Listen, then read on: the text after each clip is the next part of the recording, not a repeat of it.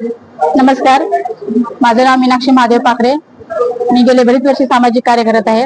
सामाजिक कार्यामध्ये आपण समाजसेवेला, अनाथ आश्रमला, मुलांना शाळेला, वसतिगृहांना बऱ्याच आपण मदत करत आहे. शाळेसाठी मुलींना मदत केलेली आहे, ऍडमिशन घेण्यासाठी केलेली आहे, जिथे स्फोट झाला तिथे आपण मदत केलेली आहे. हे काम करत असताना आपल्याला बऱ्याच ठिकाणून चांगल्या प्रमाणात मदत करण्यासाठी मागत होते, पण आपल्याकडे ते एवढं शक्य नव्हतं. म्हणून आपण आपल्या संस्थेची स्थापना केली, समृद्धी पर्यटन सांस्कृतिक सेवा ही संस्था आहे. ही गेल्या वर्षी 14 जानेवारी 25 ला रजिस्ट्रेशन झालं, त्याचं सर्टिफिकेट आपल्याला मिळालं. त्याच्यानंतर आपण 3 ऑगस्टला साहित्य संमेलन ठेवलं कोल्हापूरमध्ये. कमी 1000 तिथे साहित्यकार, सामाजिक असे सर्व तिथे मान्यवर आले होते आणि त्यांचा तिथे आपण सत्कार केला. आपण कला सादरीकरण केली. आपण कलेला जी महाराष्ट्रामध्ये जी कला लुप्त होत चाललेली आहे, आपण त्याला व्यासपीठ दिलं आणि प्रत्येक मान्यवरचा आपण तिथे सत्कार केला. महाराष्ट्रातील बऱ्याच ठिकाणून ते मान्यवर आले होते. तसंच आपण आता झाडासाठी पण आपण प्रत्येक ठिकाणी झाडे वृक्षारोपण करत आहे. जे की आपण जे आता प्रदूषण होत आहे किंवा जास्त ऊन आहे, पाऊस आहे, म्हणजे जे समतोल बिघडला आहे, त्याच्यासाठी आपण वृक्षारोपण करण्याचं एक ध्येय सुरू केलेलं आहे.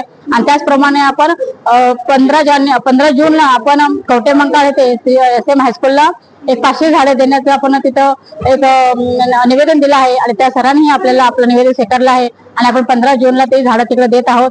तसेच आपण एक आदिवासी पाड्यामध्ये मेडिकल कॅम्प घेत आहोत. आपण ते नॅशनल पार्क मध्ये आणि विरारला घेत आहोत.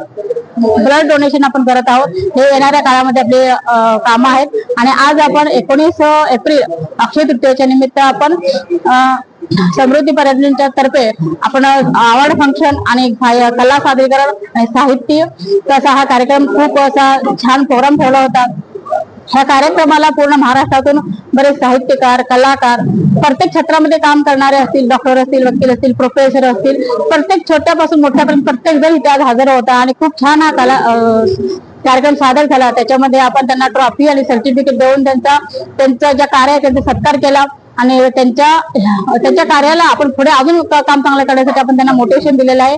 आणि खूप चांगल्या प्रमाणात सर्वांनी हजेरी लावली होती आणि हा इतका उत्तम कार्यक्रम झाला. आणि आता पूर्ण झाल्यानंतर आता सर्व इथे जेवण पण आपण ठेवलेलं. आपल्या प्रत्येक कार्यक्रमामध्ये आपण हे जेवण ठेवतच असतो, कारण खूप महाराष्ट्रातून लांबून येणाऱ्या जे मान्यवर असतात त्याच्यासाठी आपण हा जेवणाचं पण आपण नियोजन करत असतो.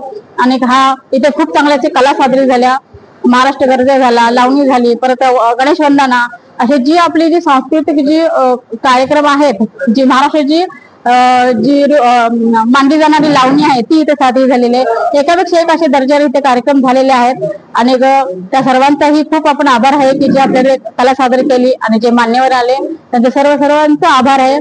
आणि खूप जे मान्यवर लाभले ते पण खूप छान आणि उत्तम ते मान्यवर आपले कार्य करणारे मान्यवर लाभलेले आहेत, तर लाभले होते. तर त्या सर्वांचाही आभार आहे आणि थँक्यू. असेच साथ देत राहा. मॅडम, हा कार्यक्रम एकदम चांगल्या प्रकारे यशस्वी झालेला आहे. पुढच्या कार्यक्रमाची उत्सुकता सर्वांना आहे. पुढच्या कार्यक्रमाचे आयोजन नियोजन काय आहे? पुढचा येणारा कार्यक्रम आपण व्हॉट्सअप थ्रू महिला स्वयंसुरक्षा सुरू केलेला होता, पण बऱ्याच महाराष्ट्रातल्या महिलांचा आपल्याला फोन येते की मॅडम हा व्हॉट्सअप थ्रू न ठेवता हा आपण इथं ऑफलाईन या. मग आता आपल्याला बऱ्याच ठिकाणून फोन आले की बाबा आमच्याकडे 500 महिला आहेत, 400 महिला आहेत, 100 महिला आहेत, तर तिथे येऊन तुम्ही तिथे आपल्याला जे काय असेल ते सांगा. याचा अर्थ आहे की महिला स्वयंसुरक्षा म्हणजे की आज आता जे मुलींना पळून नेलं जातं, त्यांना मारलं जातं, त्यांना गायब केलं जातं, विकलं जातं, ध्येय करायला त्या मुलींना सोडलं जातं, ज्या महिला आहेत त्यांच्यावर अत्याचार म्हणून त्यांना अमानुष मारलं जातं, तर तिथे कुठेतरी रोग थांबला पाहिजे, तिथे कुठेतरी प्रतिबंध झाला पाहिजे. म्हणून आपण महिलांसाठी स्वयंसुरक्षा सुरू केली. कारण आपण जर महिला स्वतः स्वयंसुरक्षा झाल्या, स्वतः संरक्षण स्वतः करू लागल्या, तर कोणी सुद्धा त्यांना हात लावायची ताकद करणार नाही, कोणाची हिंमत होणार नाही. त्याच्यासाठी आपण दानपट्टा आणि जे कराटे शिकवतात त्यांना आपण बोलवत आहे. परत डॉक्टर आहेत, वकील आहेत आणि पोलीस आहेत, अशा महिलांना आपण ह्या कार्यक्रमामध्ये बोलवत आहोत आणि त्यांच्याकडून मार्गदर्शन चांगल्या प्रकारे घेतात की महिलांनी स्वतःचं स्वच्छता, स्वतःचं वैयक्तिक आयुष्य, वैयक्तिक जे राहणीमान आहे ते, जसं तुम्ही समाजामध्ये कशा प्रकारचे राहणीमान आहे, समाजात तुम्हाला कशा प्रकारचं वावरायचं आहे, आणि एखाद्या जर तुम्ही प्रॉब्लेम मध्ये किंवा आर्थिक थांबला किंवा आर्थिक सापडला तर त्यातून तुम्हाला कसं बाहेर यायचंय, हे पूर्ण स्वतःचं संरक्षण कसं करायचं, हे सर्व आपण त्यांना हे शिक्षण येणाऱ्या काळात आपण देणार आहोत.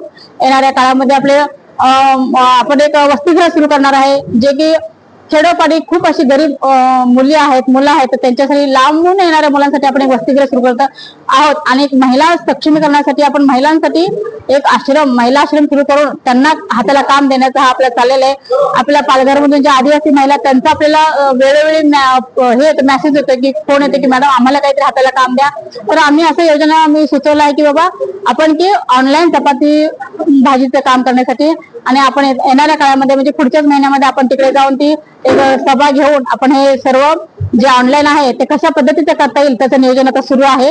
आणि पूर्ण महाराष्ट्रात आपल्या सांगली जिल्ह्यामध्ये पण आपण येणाऱ्या काळामध्ये सांस्कृतिक महोत्सव 2 दिवसाचा ठेवणार आहे. तो 1 ऑगस्ट आणि 2 ऑगस्ट ह्या दिवशी आपण पहिल्या दिवशी आरोग्य शिबिर, रक्तदान शिबिर आणि ब्लड डोनेट हे सर्व आपण ठेवणार आहे. आणि दुसऱ्या दिवशी महाराष्ट्र संस्कृती जी महाराष्ट्रामध्ये जे कलाकार आहेत जे मग वासुदेव असतील, लावणी असतील, भारुड असतील, अन्य क्षेत्रातले सर्व कलाकार सर्वांना तिथे आपण घेऊन येणार आहोत आणि त्यांची कला ही सगळ्या महाराष्ट्रात आपण दाखवली जाईल. त्यांना प्रसिद्धी आणि काम मिळावं ह्याच्यासाठी हा प्रयत्न असणार आहे. आणि हा कार्यक्रम आपण ऑगस्ट मध्ये घेत आहोत. कलाकारांसाठी आपण व्यासपीठ देत आहोत की कलाकारांनी यावेळी ह्या व्यासपीठावर त्यांची कला सादर करावी आणि त्याच्यातून त्यांना पैसा प्रसिद्धी मिळावी त्यासाठी हा आपण कला सादरीकरण हा आपण इथे व्यासपीठ त्यांना देऊन हा कार्यक्रम खूप छान आणि मोठ्या प्रमाणात करत आहोत. आणि त्याचा प्रतिसादही मला आपल्याला खूप चांगला येत आहे. तर त्या सर्वांचेही आभार आहे आणि थँक्यू.